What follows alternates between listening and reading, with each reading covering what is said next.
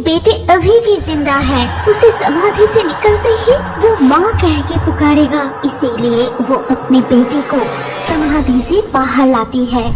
रामचंद्रपुर गांव के एक गरीब परिवार में पलाश और अमर नाम के दो भाई अपनी पत्नियों और बच्चों के साथ रहते थे।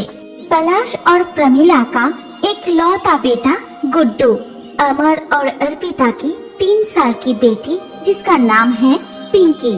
वो सभी मिलजुल कर बड़ी सुख और शांति से रहते थे। ऐसे ही एक दिन सुबह से ही बारिश हो रही थी। तभी पिंकी, पिंकी बेटा, ये दूध जल्दी जल्दी पी लो, फिर भैया के साथ खेलने जाना। नहीं माँ, मुझे दूध बिल्कुल अच्छा नहीं लगता, मैं नहीं पीऊंगी। अरे ऐसे कैसे चलेगा? तुम तो मेरी प्यारी बच्ची हो ना, चुपचाप दूध पी लो। इतना कहकर अर्पिता ने पिंकी को दूध पिला दिया।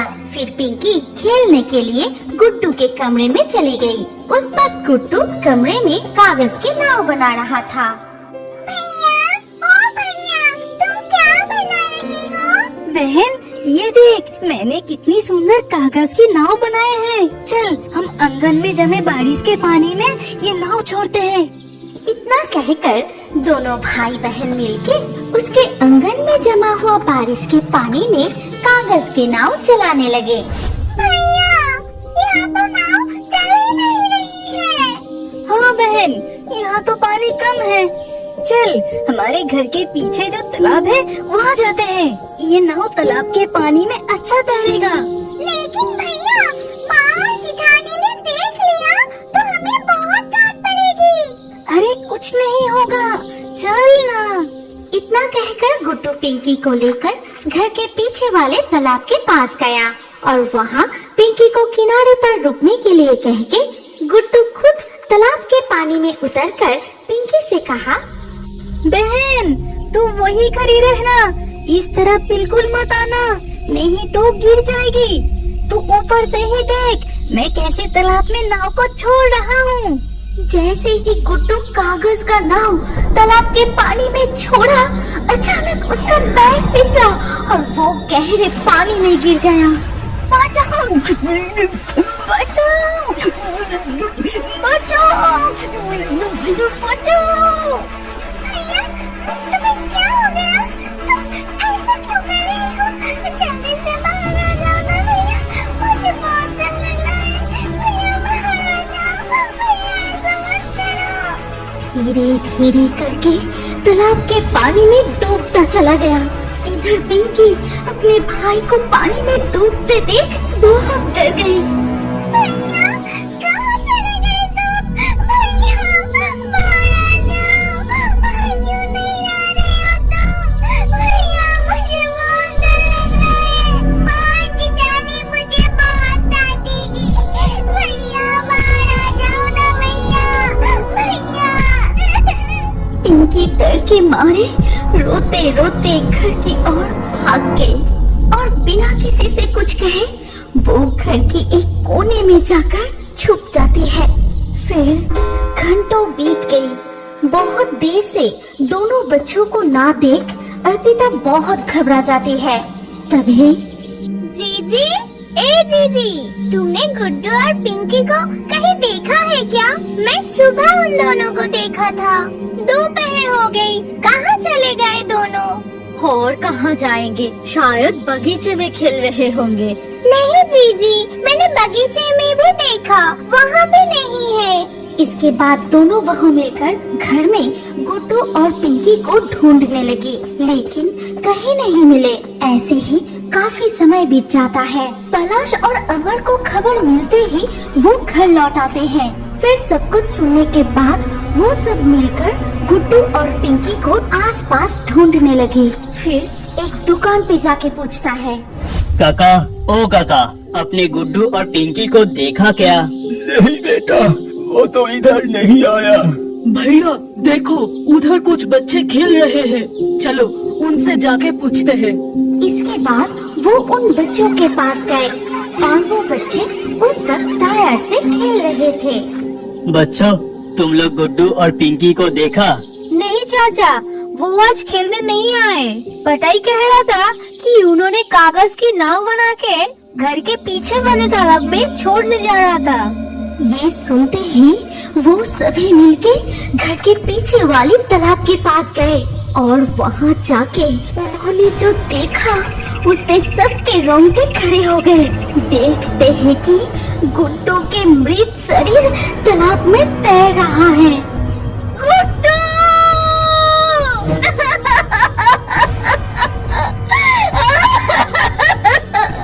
ये क्या हो गया? ये क्या हो गया? ये क्या हो गया? सभी तालाब के किनारे रो पड़ते हैं। रोने की आवाज सुनकर गांव के लोग भी वहां इकट्ठा हो गए और गुड्डू के शव को तालाब के पानी से बाहर निकलकर आंगन में लिटा दिया। गुड्डू, आंखें खोल बेटा, उठ बेटा, तुझे कुछ नहीं हुआ, तुझे कुछ नहीं हुआ बेटा। मेरी पुकार से वो जरूर उठेगा, आंख भी खोलेगा। देखो अभी उठ जाएगा। उठ बेटा, उठ गुड्डू, उठ जा बेटा, बहुत देर हो गया है, अब खाना खाने चल। उठ जा बेटा, उठ। जी खुद को संभालो, हमारा गुड्डू अब नहीं रहा, वो कभी भी नहीं उठेगा। जी चुप, बिल्कुल चुप। उसे कुछ नहीं हुआ, उसे कुछ नहीं हुआ। तभी गांव के एक आदमी कहता है कि नहीं, हमें और देर करना सही नहीं होगा। शाम होने से पहले हमें सारे क्रियाक्रम कर लेना चाहिए। चलो बच्चे को आप चौबाड़ी की जंगल में ले जाते हैं। फिर गांव के कुछ लोग मिलके गुड्डू के शव को चौबाड़ी के जंगल में ले जाते हैं। उसे कहाँ ले जा रहे हो?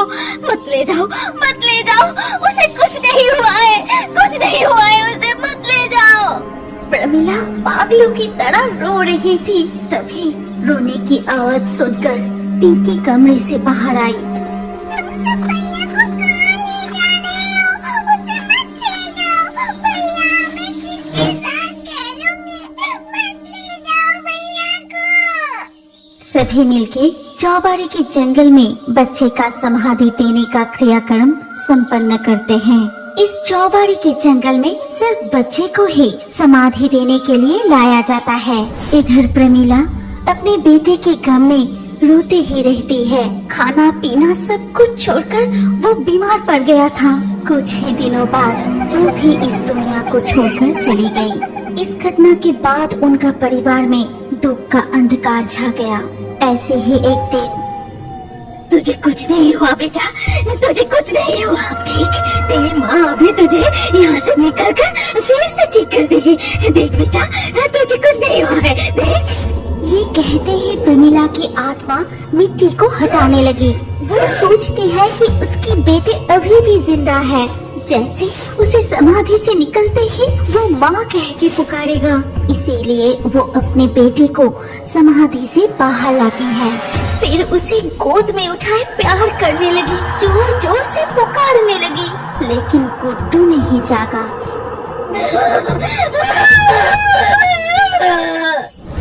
ऐसे ही एक दिन रात को जब पिंकी अपनी माँ के पास सो रही थी।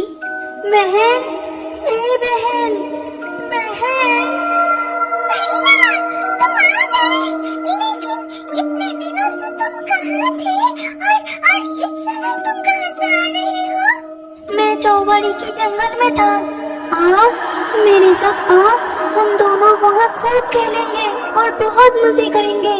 लेकिन इतनी रात को मैं जाऊंगी तो माँ बहुत डांटेगी। अरे कुछ नहीं होगा, आओ ना, वहाँ मेरे माँ भी है। ठीक उसी वक्त गुड्डू की आत्मा वहाँ से भाग जाता है। भैया, जिठानी भी तुम्हारे साथ है? भैया, तुम कहाँ गए? भैया, रुक जाओ भैया। पिंकी भी बिस्तर से उठकर गुड्डू के पीछे पीछे जाने लगी। तभी अर्पिता जाग जाती है। पिंकी, ए पिंकी, कहाँ जा रही है तू? इधर आ, इधर आ। माँ, भैया मुझे खेलने के लिए बुला रहा है, चौबाड़ी की जंगल में। पता है, वहाँ जिठानी भी है। पिंकी के मुंह से ऐसी बात सुन के अर्पिता बहुत डर जाती है। फिर अपनी बेटी को गले लगा लेती है। कोई नहीं है वहाँ कोई नहीं, तू कहीं नहीं जाएगी, तू हमेशा मेरे पास रहेगी। वो तुझे बहुत प्यार करते थे बेटा, इसीलिए वो तुझे भी बुला रहे हैं। इसके बाद से गांव के लोगों को रात को चौबाड़ी के जंगल में एक माँ और बेटे को घूमते हुए दिखाई देने लगे। कभी वो दोनों रोते हैं तो कभी बेटा अपनी माँ को गले लगाकर जोर जोर से हंसता है। शिवली 6 साल की एक छोटी सी शांत प्यारी लड़की थी। वो पुस्ता गांव में अपनी मामा मामी के साथ रहती थी। पिछले साल एक दिन जब वो अपने माता पिता के साथ पुस्ता गांव में अपने मामा के घर जाने के लिए तैयार हो रहा था।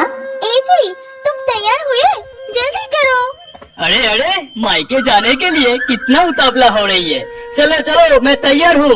आ शिवली, पापा के हाथ पकड़। इसके बाद वो एक बस में बैठ गए और बस चलने लगे। Ticket ticket. ए भाया, किधर जाना है? पोस्ता गाँव।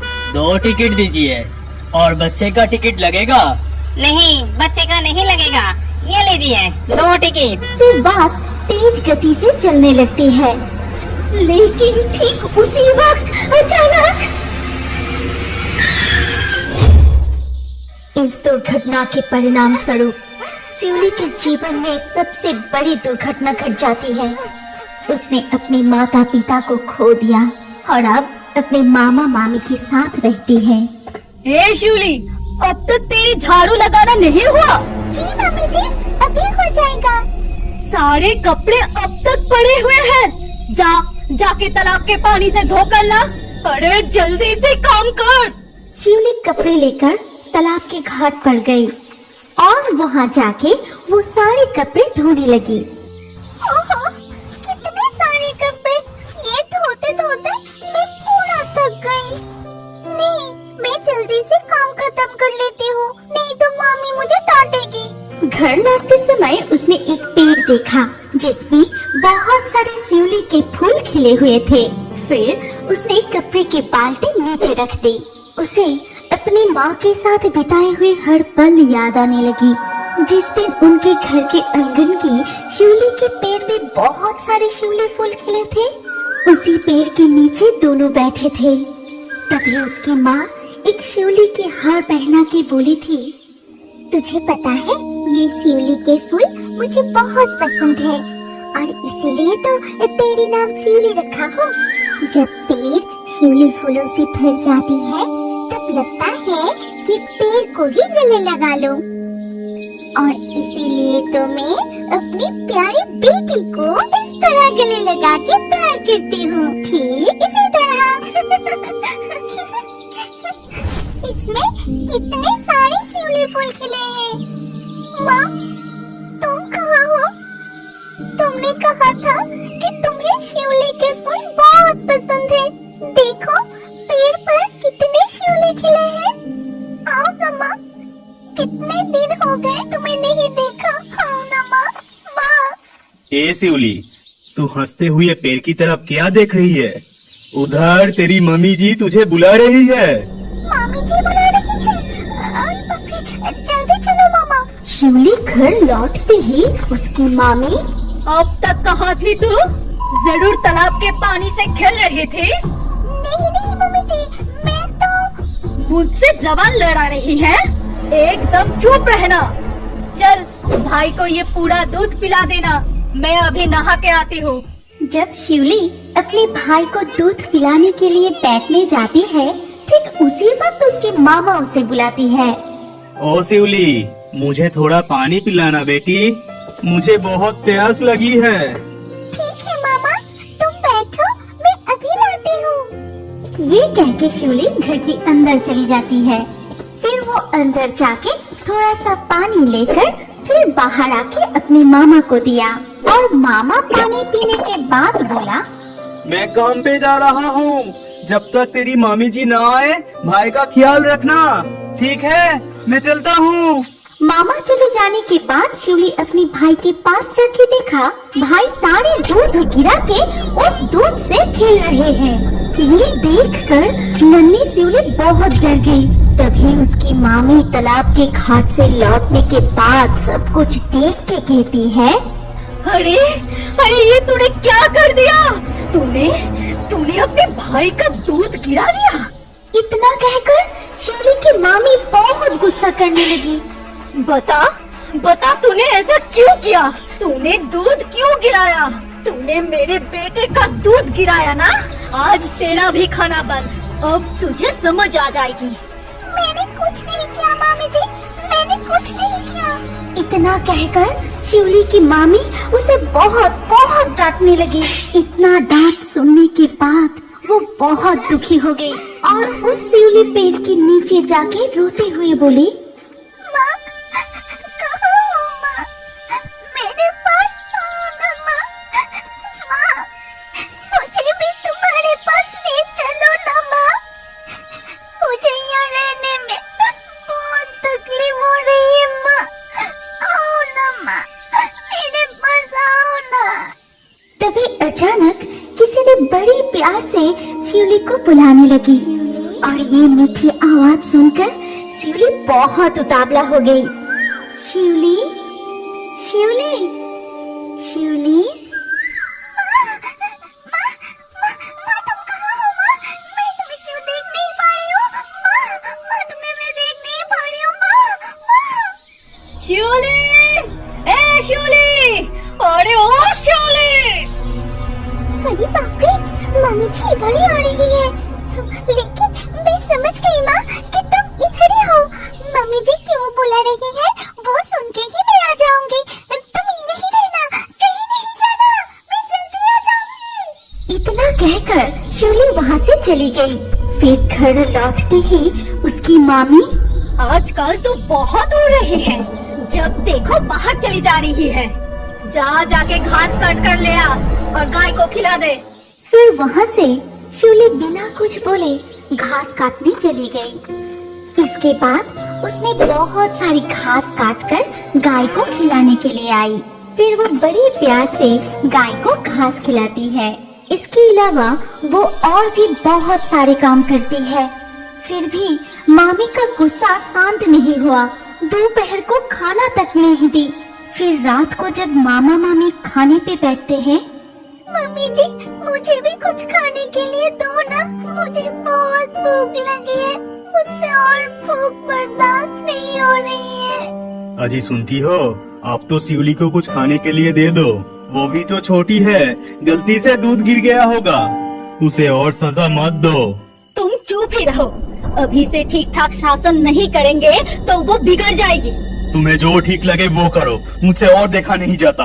इतना कह के मामा उठकर चले गए। सुबह के पिटाई, दिन भर की मेहनत और तेज भूख के मारे रोते हुए वो अपने कमरे में जाके सो जाती है। लेकिन आधी रात से उसे तेज बुखार आती है और तेज बुखार से कांपते हुए एक ही बात बार बार कहने लगी, माँ, माँ, मुझे अपने पास ले चलो माँ। मुझे बहुत कष्ट हो रही है माँ। मैं और सहन नहीं कर सकता माँ। सुबह होने से पहले शिवली फिर से वो मीठी पुकार सुनती है, शिवली, शिवली, शिवली। माँ तुम आई हो माँ? क्या तुम मुझे ले जाने के लिए आई हो माँ? कहाँ हो माँ? ओ शिवली, आ बेटी मेरे पास आ शिवली, शिवली। अगली सुबह मामी जब कमरे से बाहर आई तो देखा शिवली गले में शिवली फूलों की हार पहन के घर के आंगन में बैठे हैं। आज बहुत जल्दी उठ गई है।